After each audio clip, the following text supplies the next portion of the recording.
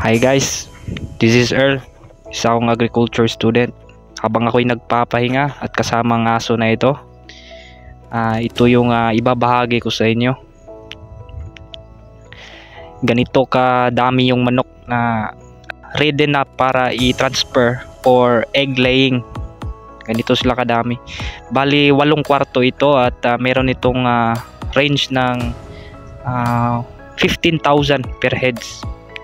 Sobrang dami niyan. Tas ito yung housing. Ganito ang itsura ng housing ng manok. Hindi pa to tapos at sobrang pricey nito kasi kapag nag-build nito mga nasa 1 million. Maabot na to ng million. Sobrang laki. Tas ganito yung itsura pag nag-install kapag na-install na yung screen, yung lagayan ng manok.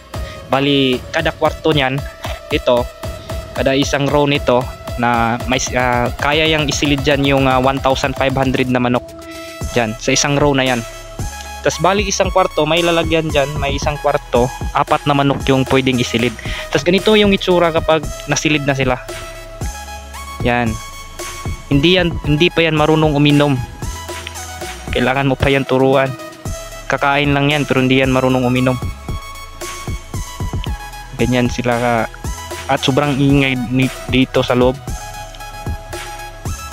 Ganyan yung status nila sa loob.